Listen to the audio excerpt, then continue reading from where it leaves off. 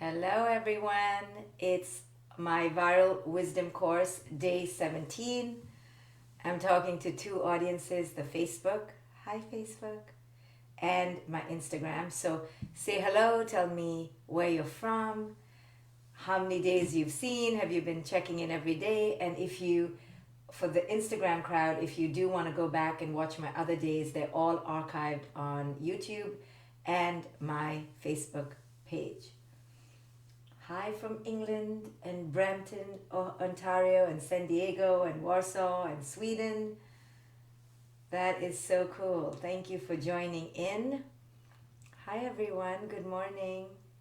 So today, I'd like to talk about our big feelings. I know many of us have had big feelings. I mean, how can we not have big feelings, correct? This is undeniably a trauma. Now, a trauma doesn't have to be that you're at war, broken limbed, and head chopped off trauma. Trauma is when something apocalyptic, cataclysmic happens in your life, unbeknownst to you. You feel it's out of your control. You feel it's beyond your predictable power. You feel it's out of bounds, out of sorts. So most of us have been traumatized many times by life and by people by now. And this is one more trauma. So depending on your trauma load in your life, on how many PTSDs you've already been through, so to speak, this is going to feel different for some people versus others. Also, the degree to which you experience this, right? If you have enough money in your bank, if you've really lost a physical loved one, if you are out of work. So not only is this particular moment in time unique for each one of us, although it is ubiquitous, although it is universal, make no mistake, it's hitting each person differently, yes? Trauma is intersubjective. Life is intersubjective. Relationships are intersubjective. There is no point of objectivity that you can say this is that and this is this. Everything is fused and intertwined. So depending on your past trauma, this trauma is going to feel very different. Depending on how this trauma is hitting you, it's going to feel different. So what I would like to just talk about is how can we handle big feelings. So the first thing to handle in handling big feelings is to know that you're having big feelings. Yes? So typically we go from feeling to reaction, right? So we have a feeling, and because in childhood we were trained to not feel, we were trained that big feelings are negative, big feelings are to be shooed and shushed. In my culture, if you cried, you were told to eat. Yes? So all of us grew up with an eating disorder, so to speak. Right? And then when I grew up, and my mother used to still tells me today, or tells my daughter, oh, you're feeling sad, let's go eat. And when I asked her, I said, please, what is the connection between food and my feelings? You have made them one, but what is the connection? How is it coming to your mind that I need to eat something? She's like, I don't know, because I'm feeling anxious and I just want to shove everything down. So that's what we do, right? When big feelings come, because we've been trained to look at them as bad by our parents, we want something to shove it down. We want to numb it. So food, alcohol, TV, gossip, right? These are ways to shove them down. We are told that they are scary, so we want to avoid them at all costs. But what if we were told that they're not scary? That actually the only way through them is by leaning into them. So when a big feeling comes, instead of squashing or reacting, we enter them. Very hard to do, trust me, but let's try. Okay, let's just propose a new way, and let's at least ideologically fantasize if we can try a new way. It's very hard even for me to do this, right? When I feel big feelings, first thing I do is open the fridge. Yes, and then I find myself already with my mouth full, and I'm like, how did I get here? Did I even check in if I was hungry? I was like, oh, I was writing my book.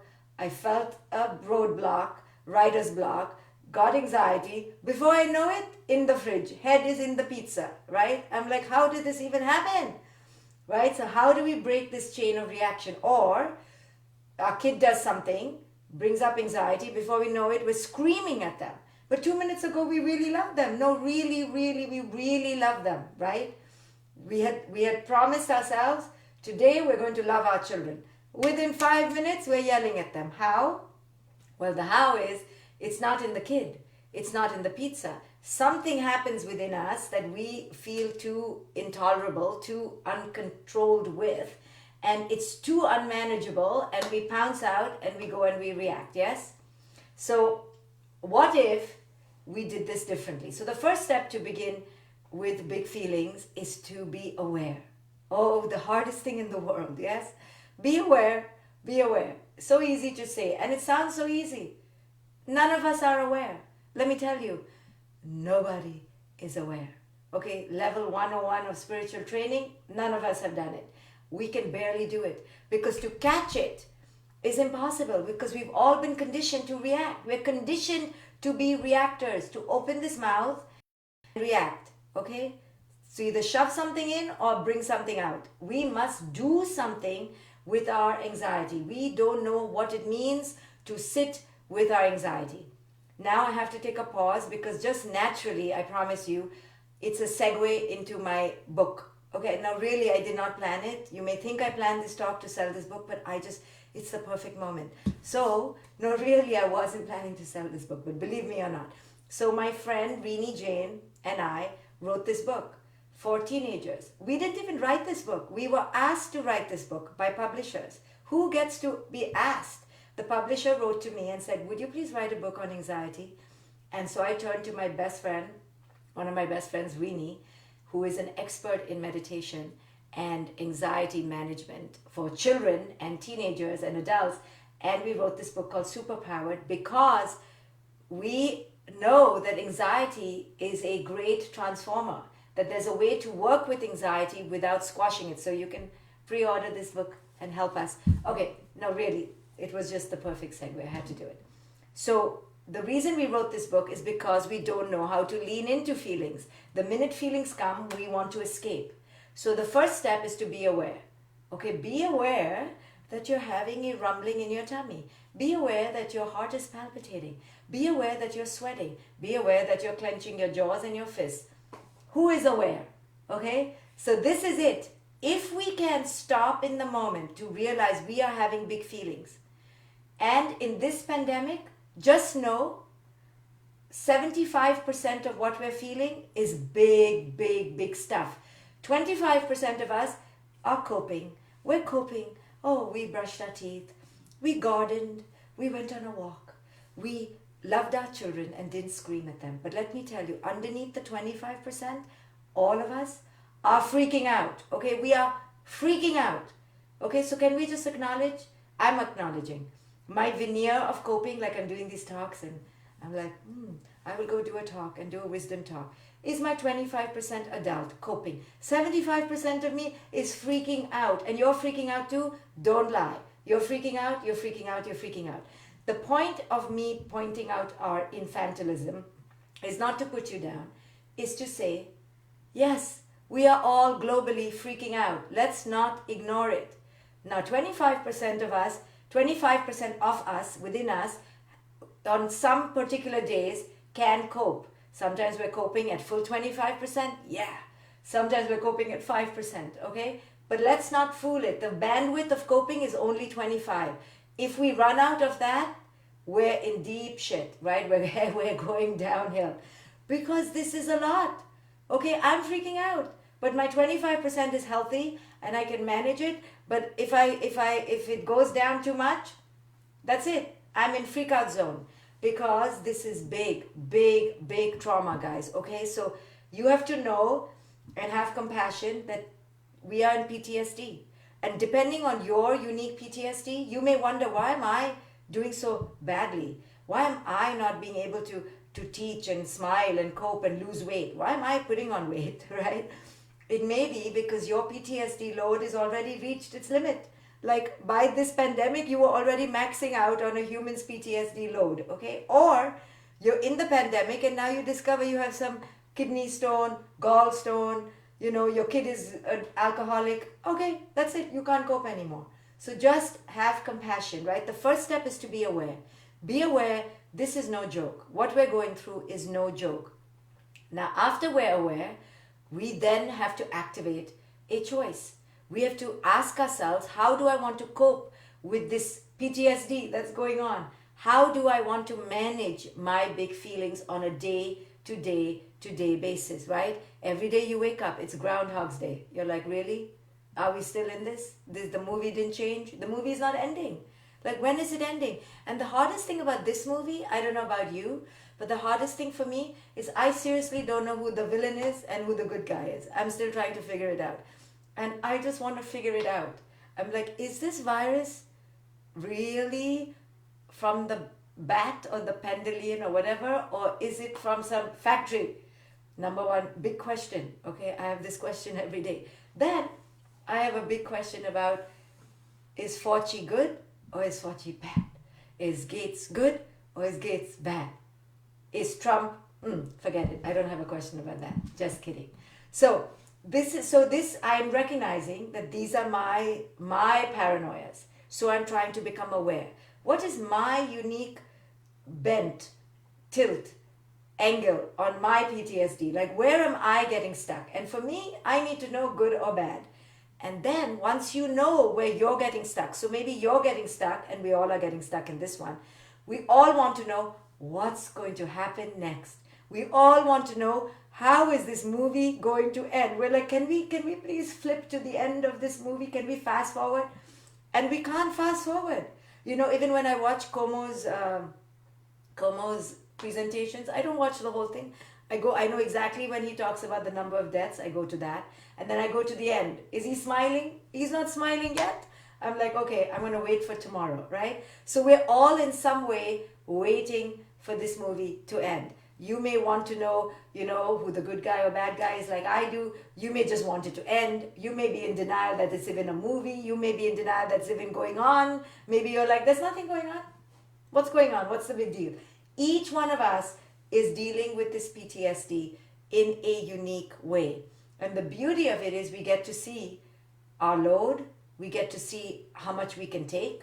We get to see our unique idiosyncrasies, right? Some of us are suckers for punishment. Every day we put on Trump. Every day we want to watch the data, right? We're suckers. We're like, no, this is my way of being in control. I need to know minute by minute how many deaths, how many hospitalizations. I need to see the curve, right? So some people become obsessive like that. Some people, denial. Some people just want to know the end. Some people, so everybody has their own unique bent on the PTSD. So what I'm asking you to do is find out, go inside and become aware of your unique. How are you dealing with this PTSD? How are you handling it, right? Are you handling it by fear mongering? Are you handling it by denial? Are you handling it by action? What are you doing to manage your PTSD?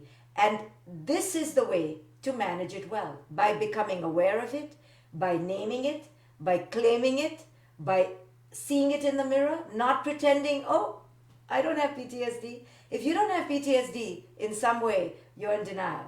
This is some big shit going on, okay? This is big. This is huge.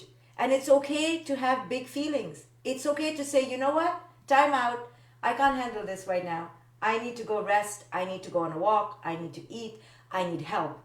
So in all my groups, practically, I have created support groups for people to get help. This is a time we need help.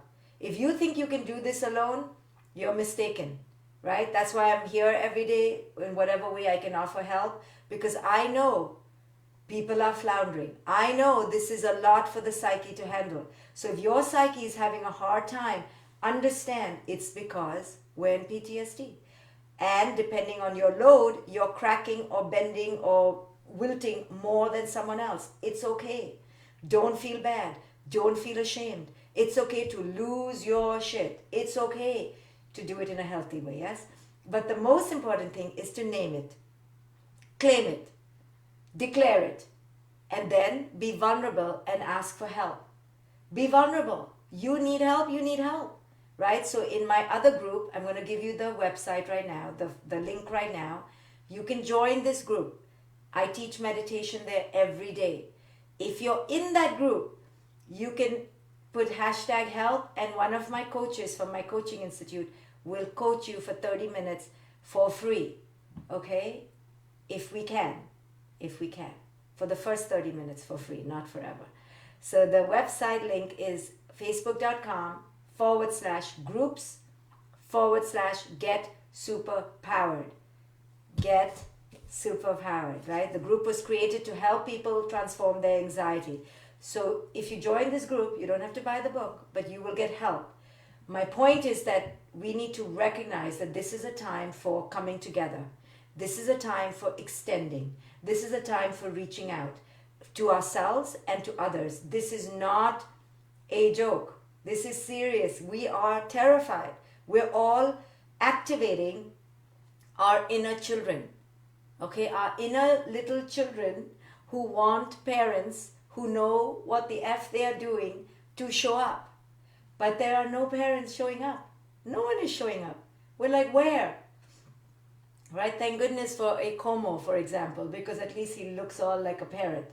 And he shows up. So we're all activated and magnetized to Como. If people are out of New York, it's the New York governor. So people in America are like holding on to him. Why? Because we need parents at this time to step up.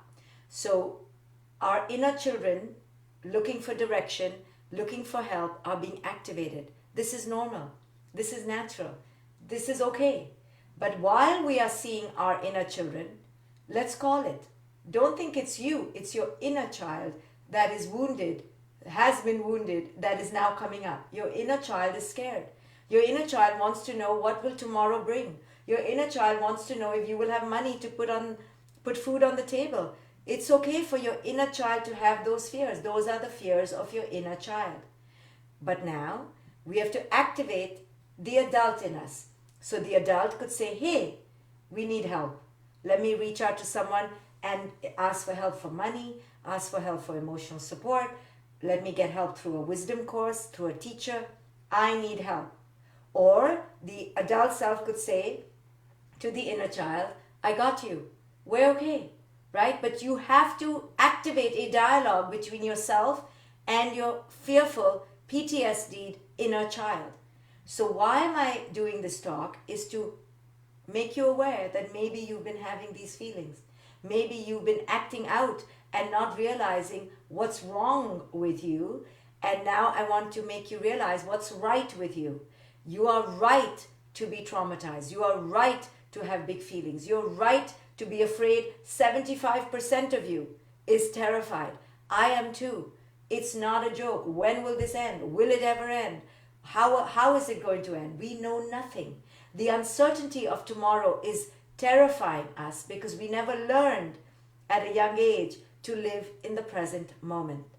So, all in all, the ultimate teaching right now is we have wounded inner children that get activated through PTSD of any sort. It could be, you feel betrayed by a partner, you feel rejected by a partner. What happens is our old PTSD wounds, our old load gets activated, and then we panic. We have anxiety. That anxiety has different disguises. Your children have anxiety with different disguises. Tantruming, door slamming, laziness, procrastination, listlessness, helplessness, anger, rage, substance abuse, right? These are the faces of anxiety. We think they are bad behavior. They're not bad behavior. No one wants to behave badly. All of us have a face of anxiety. The anxiety is disguising itself through a reaction. And unless we see that in our own lives, we won't be able to heal the inner child, the anxiety of the inner child. We will keep reacting and then causing spirals of reaction from others. So who is going to break the cycle? Only we can. How? By going within. Asking, am I anxious right now? Did I just do a whole yelling match with my teenager or my 7-year-old because I am anxious? Am I eating out of control because I'm anxious? Am I watching Netflix over and over and over because I'm anxious? Am I on edge right now and I'm so angry with the government because actually I'm anxious? Right? So when we're anxious, we look for ways to diffuse the anxiety. Part of that is blaming people, right? We're really good at blaming people. And how lucky we are that our government and our parents give us a lot to blame, right?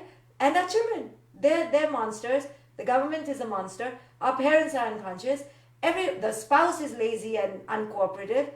Everyone is a problem. So lucky we are. So we can blame, right? Blame life, blame our luck, blame fate, blame our American citizenry, blame the Republicans or the Democrats, blame someone. It's so lovely that we have someone to blame all the time. And it's lovely for a moment. We feel good. We inject ourselves with a medication, a drug. We're like, thank goodness I don't have to look at myself. That's the cause of my problem, not me, he, she, right? So we blame.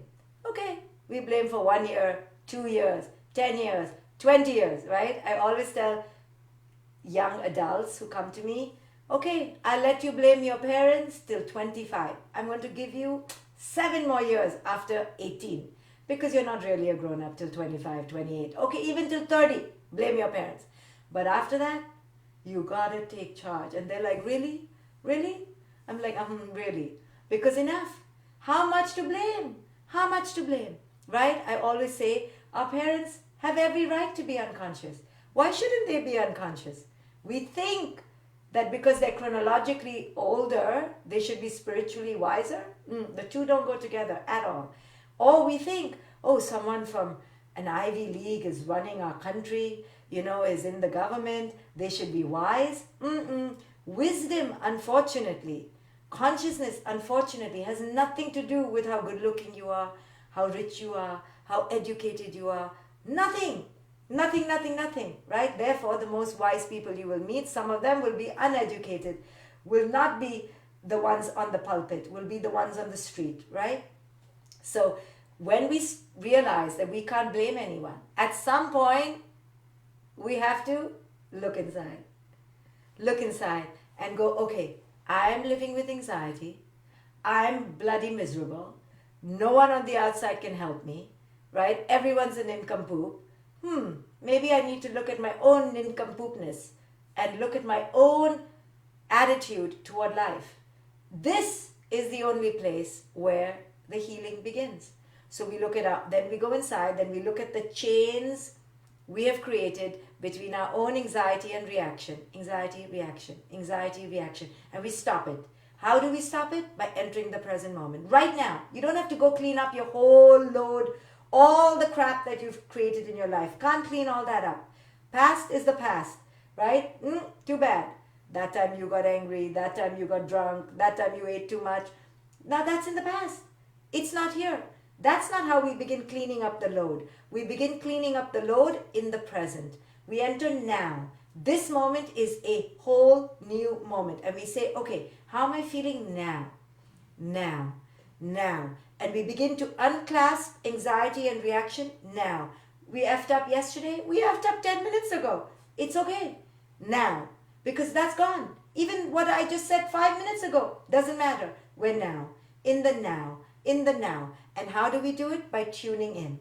The only way I know is meditation. So that's why I teach meditation on that other group for free. Facebook.com/groups/get superpowered / Somebody will post the link. I teach meditation every day around 1 or 2 o'clock in the afternoon. Come and join me. Learn how to meditate, because that's the only way you will learn how to live in the present moment. So when we go inside, we check, am I feeling anxious? Okay, now I need to become conscious. When I become conscious, I can begin to manage this anxiety. How do I manage this anxiety? By leaning into it. Writing, speaking, talking, connecting to the anxiety. Anxiety is nothing to be afraid of. It's just a wave that right now is constantly waving. Okay, it's constantly cresting and troughing. It's okay. Getting in touch with it makes us realize it's always here. I can watch it. I don't have to go under it. I can just see, I'm anxious. I'm anxious. I'm anxious. I'm anxious. If you keep in touch with it through a non-judgmental observance, it doesn't eat you up. And you don't go out there and react. You name it, to claim it, to watch it, to heal it. This is the thing. There's nothing to do with it. Just name it, you claim it, you watch it, you let it be. In the driver's seat. You can't get rid of anxiety. You can't get rid of fear. It's just where you put it in the car. Is it in the driver's seat? Is it right next to you in the passenger seat and squishing you? Is it sitting on your head? Right? Or is it in the back seat? And then, how big is your car? Right? Which means how much space do you have in your being? How much inner space is it in the back seat right here holding your neck? Or is it way back in a big bus you have? The internal space is so big that anxiety is there, but it's in the back. It's a mistake to think you will be without anxiety in life. This life is PTSD every moment, okay? Every moment. People are constantly going to make you feel at edge, on edge. Life is constantly unpredictable. So don't think it's not to have fear. Don't think the goal is not to have anxiety. The goal is to know where to place it in your life. How much space between you and the anxiety. And then go, hi anxiety. Oh, there you are again. Oh, and in these times, it's a constant bedfellow. It's in bed with you. It's on the plate with you. It's in the drink with you. And it's okay. Of course. How can it not be? Right? Leaning into it and welcoming it and go, I see you, but I'm not scared of you because there is a part of me that is beyond you. There is a part of me that is above you. There is a part of me that trusts and surrenders, that I am part of this energetic cosmos and I will never be one wave of the anxiety. I'm just too big. I'm the ocean itself, not the wave of anxiety. I'm the ocean itself. So that awareness comes from constant wisdom cultivation and meditation, that we are the ocean, not the waves, yes? We are the sky, not the clouds. So the feelings are the clouds, are the waves. They come and they go. They come and they go. But I am something beyond. I'm something eternal. I'm something limitless and constant. Getting in touch with that, only through meditation, you can learn with me, is the only way to observe. So recognizing that most of our experience in life is subjective. It's coming from within, depending on our anxiety load, depending on our unique circumstances, our emotional baggage, our emotional inheritance and legacy. Your anxiety can never look like mine, so don't expect it to. If you're at home and your kid is freaking out, so just because it's your kid doesn't mean it has to freak out your way. It's freaking out its way. Just because your partner was betrothed to you in a legal document called marriage doesn't mean they owe you any health.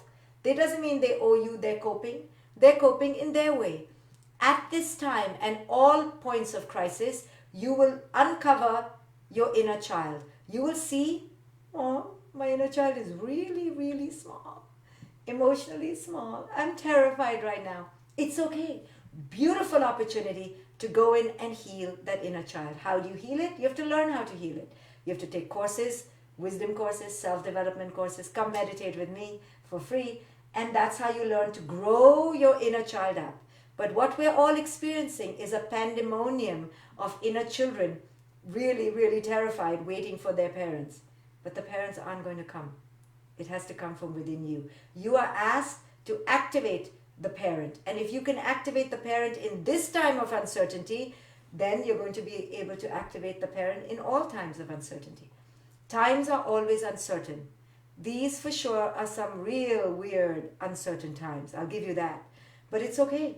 It's just a reflection of uncertainty. This uncertainty or that uncertainty. This death or that death. We're all going to die somehow. I'm not making less of it. I'm just saying it's always a part of our lives. So we're experiencing a concentrated, big, shocking trauma right now. Together. The beauty is we're doing it together, but it will hit us subjectively. And it's an opportunity to ask ourselves, how am I dealing with this trauma? Because how I'm dealing with this trauma is how I deal with all traumas. Do I rise up? Do I activate altruism? Do I activate action and service? Or am I getting completely bowled over? And depending on our healing, our PTSD load, we will act accordingly. It's okay to not act accordingly. It's okay to not be rising up. Understand that you're not rising up, not because something is wrong with you, it's because your PTSD load is too much. So it's an opportunity now to lighten that PTSD load. How? In the now. Changing now. Changing your relationship with anxiety in the now. How do you do it? You have to learn how to do it. How? Take a course. Follow a teacher. Learn a new skill. But this is what's happening to you, yes? If you're feeling big feelings, which you are, 100%, all of us are, this is the story behind it. So now at least you can name it, to claim it, to watch it, to heal it. So I'm going to read to you a verse from the Tao Te Ching, which is a beautiful book that may help you in this time of great trauma. So verse 12. No. Yes, verse 12. Colors blind the eye, sounds deafen the ear, flavors numb the taste, thoughts weaken the mind, desires wither the heart. Colors blind the eye, sounds deafen the ear, flavors numb the taste, thoughts weaken the mind, desires wither the heart. The master, the wise one, observes the world, but trusts the inner vision. He allows things to come and go. His heart is open as the sky. Now, when I talked, I swear I didn't even read what verse, but it always matches, because it always matches. Wisdom is wisdom. So what this says is, don't go with the senses. Don't go with the reaction. Don't go with what you see. Connect to the unseen. He trusts his inner vision, the inner vision of who it is you truly are. Who it is you truly are is not your sound, is not your eyes, is not your taste.